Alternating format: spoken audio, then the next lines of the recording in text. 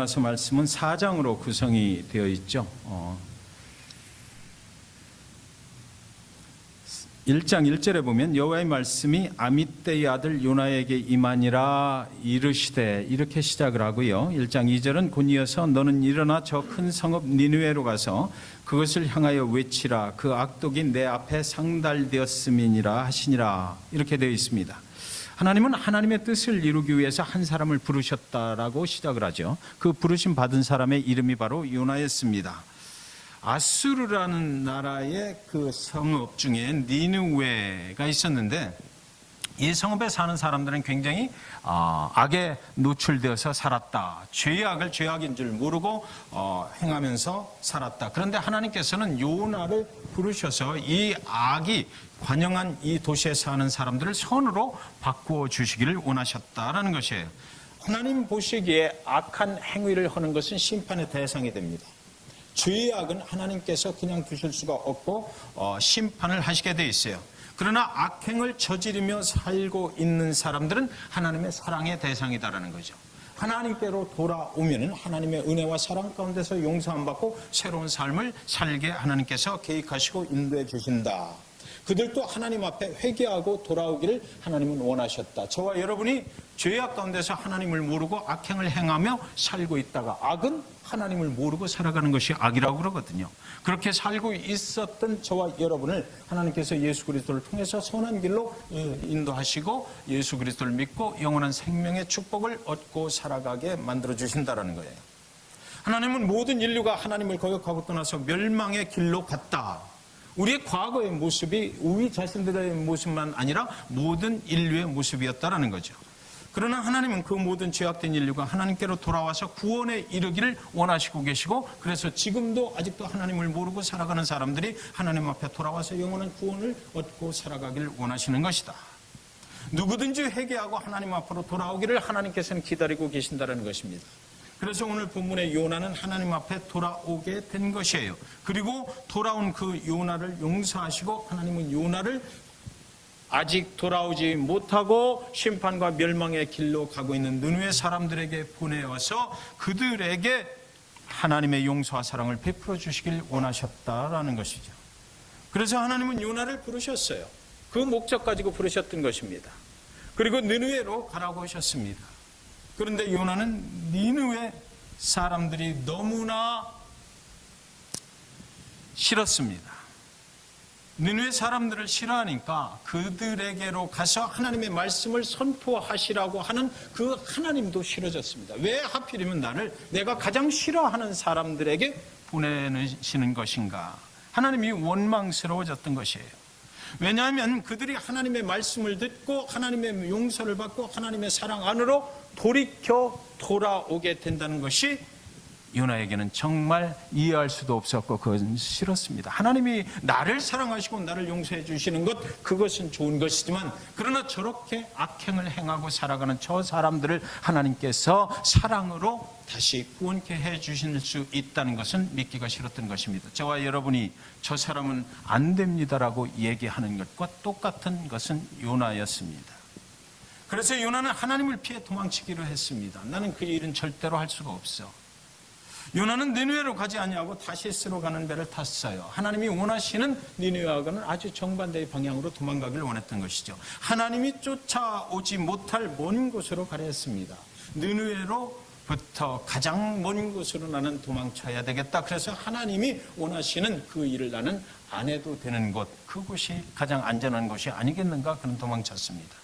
그런데 그가 탄 배가 바다 한가운데 이르자 폭풍이 불어치는 거예요. 배에 탄 모든 사람들이 다 죽게 되었어요. 이제 그 죽음 앞에서 선장이 이게 갑자기 웬일이냐라고 선원들에게 물어보는 것입니다. 이런 일이 있을 수 없는데 왜 갑자기 우리 배에 이런 폭풍이 몰아치는 거냐. 그때 요나가 선장에게 이렇게 얘기합니다. 나는 여호와 하나님을 믿는 사람인데 내가 여호와 하나님을 피해서 지금 도망치고 있는 불순종한 사람입니다. 나 때문에 이런 일이 일어나는 거 내가 확신합니다. 그러니까 나를 내가 믿는 여호와 하나님 앞에 제물로 바치면 이 풍랑이 멈출 것입니다. 이렇게 얘기해요. 그러니까 선장이 그럼 그렇게 합시다. 그러고 요나를 집어가지고 바닷속에 던져버렸던 것이죠. 그리고 나서 성경은 기록되기를 제물을 바닷물 속에 들이는 순간 폭풍은 잠잠해졌다. 그러니까 그 선원들이 전부 다 지금 요나가 믿는 여호와 하나님이 살아계심을 그 순간 알게 됐을 것입니다. 그런데 이 요나는 이제 아주 깊은 바닷속에 들어가게 되죠. 바닷속에 빠져서 들어가고 하는데 아주 깊은 바닷속에 있는 큰 물고기 뱃속으로 누군가의 손에 의해서 인도함 받게 되었다라고 성경은 말합니다. 그래서 그 깊은 바닷속으로 들어갈 때에 하나님께서 준비하신 큰 물고기 그 뱃속으로 들어가게 되었다라는 거예요. 그것은 하나님께서 준비하신 것이었다. 요나는 하나님을 불순종해서 엉뚱한 곳으로 가고자 했지만 그곳까지도 따라오신 하나님께서 그 요나를 그냥 죽이신 것이 아니라 하나님이 준비하신 새롭게 하시려고 준비하신 그 물고기 뱃속으로 인도하셨다라는 거죠. 1장 17절에 보면 이렇게 되어 있습니다. 여호와께서 이미 큰 물고기를 예비하사 요나를 삼키게 하셨으므로 요나가 밤낮 3일을 물고기 뱃속에 있으니라. 여호와께서 그렇게 하셨다라고 성경에 기록되어 있어요. 요나는 물고기 뱃속에서 하나님께 이제 기도합니다. 구원해 달라고 기도하는 거예요. 하나님, 나를 좀 여기서 살아나갈 수 있도록 해주세요. 내가 하나님께서 나를 구원해 주시면 내가 새로운 삶을 살겠습니다라고 서원했다. 이렇게 성경에는 기록이 되어 있습니다. 그의 기도를 들으신 하나님은 물고기를 깊은 바닷속에서 물 위로 자꾸만 치고 올라오게 만들어버립니다. 그래서 물고기 뱃속에 있던 요나의 몸이 그 뱃속에서 얼마나 흔들렸겠습니까? 올라오고 또 올라오고 물고기 멀미를 했을 거예요. 드디어 한참 만에 물고기가 큰 트림을 하면서 해변에다가 그 뱃속에 있던 요나를 갖다가 팍 하고 토해 버렸던 것이죠. 물고기는 할 일을 다 했다는 듯이 다시 깊은 바닷속으로 자취를 감추어 버렸습니다. 아무 탈 없이 3일 만에 육지로 돌아와서 해변에 서 있는 그 요나에게 하나님의 음성이 다시 들리는데 너 다시 느느웨로 돌아가야 되겠다. 내가 가서 전하라고 한 메시지를 거기 가서 전하라. 이런 소리가 들려오는 것입니다. 요나는 이제 그래서 다시 느느웨로 방향을 틀어서 그쪽으로 돌아갑니다. 근데 느느웨는 워낙 큰 도시라서 우리 사람이 그냥 걸어 다니면 3일 동안을 걸어 다녀야 대충 다 볼 수 있는 도시예요. 그런데 그곳에 가서 성경의 기록에 보면 요나는 하루 만에 그 도시를 다 돌았다 이렇게 돼 있거든요. 하나님의 말씀을 가서 선포를 하는데 요나가 정말 이곳에서 하나님의 말씀을 듣고 회개하는 백성들이 생겨서 하나님의 사랑으로 돌이켜 돌아온다는 것은 그가 원하지 않았다라는 거죠. 그래서 그는 대충 큰 걸음으로 그냥 걸어서 단 하루 만에 일을 다 끝내버렸다. 성경은 이렇게 돼 있어요. 그래서 그가 전한 메시지가 뭐냐면 40일이 지나면 하나님이 이 성읍을 심판하시리라. 그러니까 그가 돌아다니면서 하루 만에 대충 가면서 40일이 지나면 그냥 심판받을 거니까 너들 준비해, 각오해 이렇게 했는지 모르겠어요. 그러고서 하루 만에 그냥 돌아와 버렸던 거죠. 그런데요, 그 말을 듣고 니느웨 사람들이 아주 요나가 전혀 예상치 못한 일이 벌어졌다. 이 말을 듣고 설령 저들이 뭐 회개하겠어? 이렇게 하고 심판의 날이 가까웠다라고 속으로 고소하게 생각을 했을 그 요나 앞에 벌어진 상황은 뭐냐면 그 소리를 듣고 니느웨 모든 백성들이 회개하기 시작했다는 것입니다. 3장 5절에 보니까 느느웨 사람들이 하나님을 믿고 금식을 선포하고 높고 낮은 자를 막론하고 굵은 베옷을 입은지라. 여기서부터 이제 제가 오늘 저와 여러분 함께 나눌 본론입니다. 느느웨 사람들이 하나님을 믿고 금식을 선포하고 높고 낮은 자를 막론하고 굵은 베옷을 입은지라. 자기 자신의 모습을 돌아보고 회개할 준비를 했다라는 것이에요. 그때 느느웨에 살고 있었던 사람들의 수가 12만 명이 넘었다고 그러거든요. 근데 그 12만 명이 높은 자로부터 낮은 자에게 이르기까지, 낮은 자로부터 높은 자에게 이르기까지 모든 사람들이 베옷을 입었다. 자기 자신의 죄악 가운데 그것을 회개할 준비를 했다라는 것이죠. 그리고 금식이 선포되었어요. 먹는 것도 마시는 것도 전부 다 금지하고 우리는 지금 선포된 그 하나님의 메시지, 거기에 집중을 해야 되겠다. 우리가 심판받아서 죽을 수 없지 않느냐라는 거죠. 하나님도 그들이 회개할 준비가 돼 있다는 것을 그 순간에 보셨을 것이에요. 그러나 그때까지요, 이들이 베옷을 입고 회개할 준비를 다 하고 있는데 아무 일도 일어나지 않았습니다. 3장 6절에 그 일이 느느웨 왕에게 들리매 왕이 보좌에서 일어나 왕복을 벗고 굵은 베옷을 입고 제위에 앉으니라. 여러분, 모든 백성들뿐만 아니라 느느웨 왕까지도 왕복을 벗어버렸어요. 세상 높은 지위를 벗어버리고 왕도 굵은 베옷을 입고 백성들과 똑같은 입장에서 제위에 앉아서 회개할 준비를 했다. 그러나 그 순간에도 하나님은 아무 일도 그들에게 일으켜주지 않았다. 아무 일도 일어나지 않았어요. 완전히 단단하게 내가 해결을 해야 되겠다, 나의 과거의 삶이 잘못됐구나라는 것을 인식을 하고 하나님의 심판을 면해야 되겠다, 나는 하나님이 베풀어 주신 구원 앞으로 나가야 될 준비가 됐습니다라고 모든 준비 완료를 했는데도 하나님은 아무런 일도 하시지 않았다는 것입니다. 회개할 준비가 왕에서부터 모든 백성, 모든 국민들이 다, 백성들이 다 완벽하게 준비가 됐어요. 그러나 그때까지도 하나님은 그들에게 아무 일도 일으켜 주시지 않았다. 근데 성경은 그 다음 기절에서 이제 하나님이 일하시는 장면을 보여줍니다. 3장 8절에 이렇게 돼 있어요. 사람이든지 짐승이든지 다 굵은 베옷을 입을 것이요, 그리고요 힘써 하나님께 부르짖을 것이며 각기 악한 길과 손으로 행한 강포에서 떠날 것이다. 이렇게 되어 있습니다. 하나님과 악인들 사이에서 지금 무슨 일이 일어나고 있는 거냐라면, 베옷만 입고 회개할 것처럼 하고 있을 때는 아무 일도 일어나지 않는다는 것입니다. 내가 죄인인 것을 알아요 라고 하고 있을 때 아무 일도 일어나지 않아요. 나는 회개할 준비가 되어 있습니다. 아무 일도 일어나지 않아요. 하나님은 심판하시는 분인 것뿐만 아니라 우리를 멸망의 길에서 구원하시는 분인 것을 내가 알고 있습니다. 내가 그 길을 가기를 원합니다라고 생각만 하고 있을 때 아무 일도 일어나지 않는다라고 성경은 말하고 있는 거예요. 그런데 이제 그들이 하나님께 전심으로 부르짖기 시작했다라고 그러거든요. 내가 죄인인 것을 내가 압니다. 하나님 나를 용서해 주시기를 원합니다. 나는 죄인으로 살았는데 이제 구원의 대열에 서서 주님을 믿고 온전히 구원받은 백성으로 살기를 원합니다라고 힘써서 전심으로 부르짖었다라고 성경은 기록하는데, 그때까지도 아무 일도 일어나지 않았다라고 지금 말하고 있어요. 그런데 한 사람 한 사람 모두가 자신의 죄악을 하나님께 고하고 하나님의 용서를 구했는데도 아무 일도 일어나지 않았다라는 것이에요.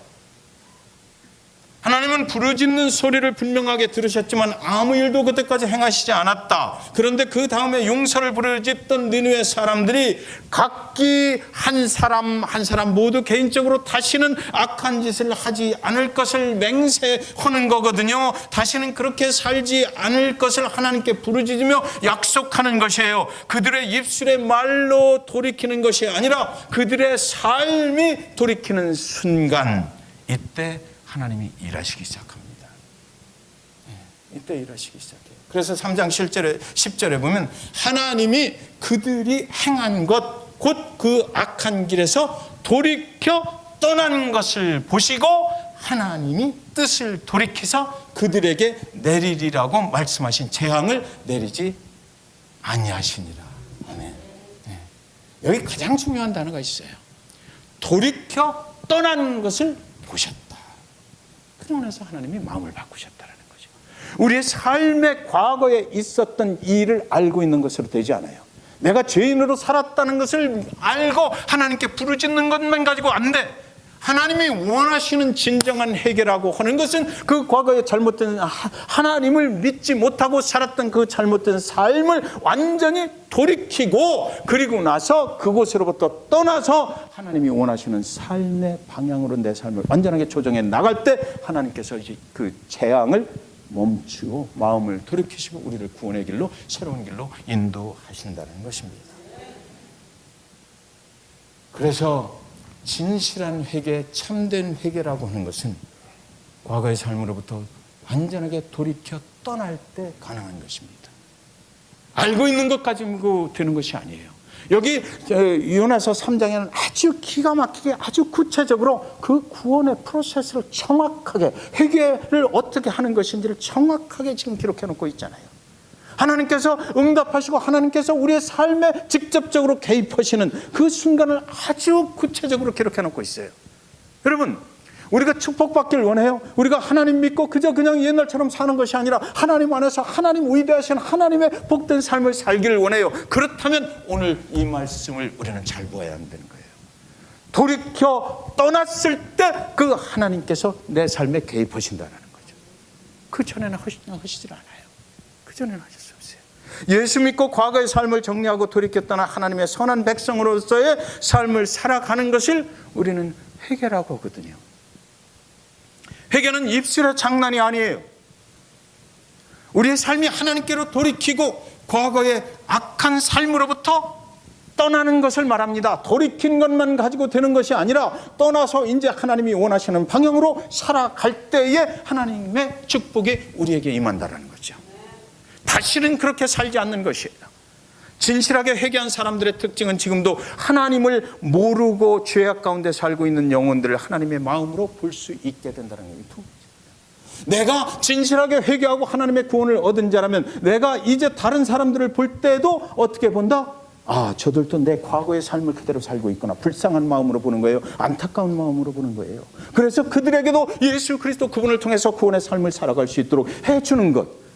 저는 사실 오늘 우리 영상 시스템이 된다고 그러면 저희 여러분들에게 보여줄 그 아주 좋은 그 비디오 클립을 하나 준비했었어요. 뭔지 아세요? 제가 말씀으로 드릴게요. 손석희 앵커를 여러분 아십니까? 네. 전병욱 목사를 여러분 아십니까? 3.1교회 성추행 추문 때문에 3.1교회에서 물러나고 그리고 나서 지금 홍대 앞에다가 홍대 새교회라고 차려가지고 하는 사람이에요. 손석희 앵커가 그 사람에게 주목했어요. 그리고 성경 말씀 중에 아골 골짜기 사건을 주목했습니다. 그리고 그 사람이 비디오 클립을 하나 만들어서 저희가 그 뉴스를 한 거예요.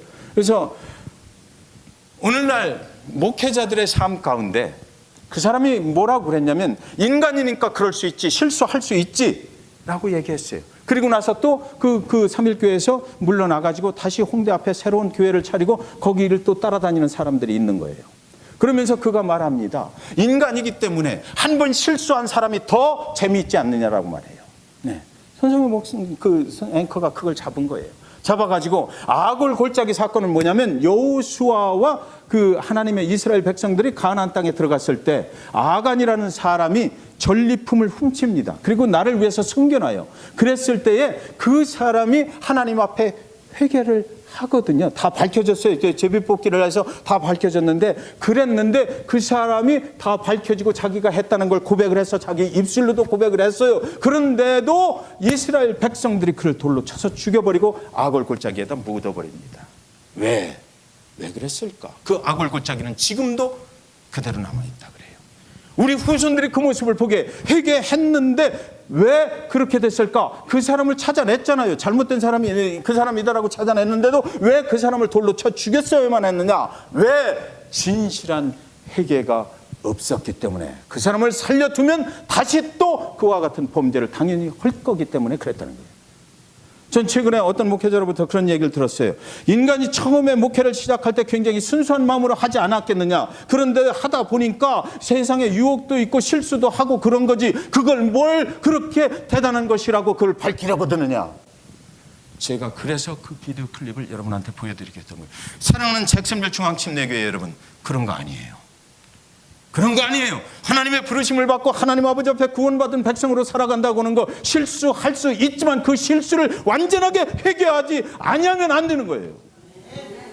저와 여러분이 그 회개를 가짜로 그 진실지 못한 회개를 가짜로 해놓고 그래서 인간이기 때문에 나도 그럴 수 있다라고 한다면 이 세상에 무슨 하나님의 정의와 무슨 하나님의 공의와 무슨 진실한 그 회개를 통해서 구원받는 백성들이 축복받는 삶을 누릴 수가 있겠느냐고요. 최소한 저와 여러분만큼은 그렇지 않았으면 좋겠는 거예요.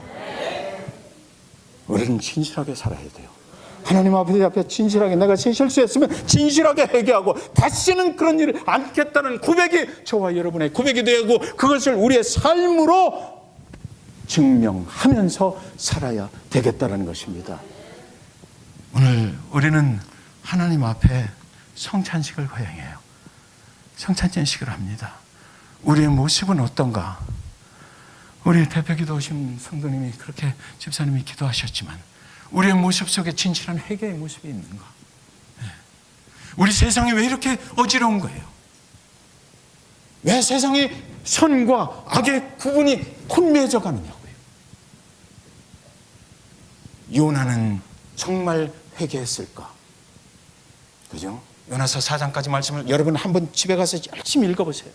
요나는 정말 회개했을까? 느느웨의 백성들에게 회개의 메시지를 심판한 선포한, 그래서 느느웨의 백성들은 완전하게 회개를 하고, 그리고 나서 이제 구원을 얻게 되거든요.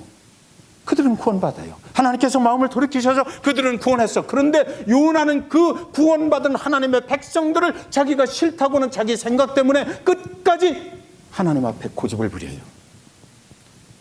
도망갔어요. 하나님이 선택은 받았지만 그는 정말 진실한 회개를 한 사람이었을까? 진실한 회개가 무엇인가? 오늘 저와 여러분 성찬에 참여하시면서 그 문제를, 요나의 문제를 우리 자신의 문제로 한번 끌어들여 보시고 내 안에 진실한 회개가 있는가 한번 생각해 보시기 바랍니다. 우리는 이런 성경 본문을 대하면 굉장히 겁나요. 그러나 우리는 그 성경의 말씀대로 살아야 돼요. 그렇게 안 하면 세상은 우리가 살 수가 없습니다. 누군가는 그래도 온전히 회개하고 진실한, 그래서 삶의 방향을 완전하게 바꿔줘야 그래도 세상이 유지되는 거 아니겠습니까? 그리스도의 복음이 우리한테 정말 온다면 바로 그것을 우리가 해야만 된다는 거죠. 오늘 성찬 예식에 장로님 나오셔서 서빙 해주시고요. 그리고 우리가 정말 그런 사람이 됐으면 좋겠습니다.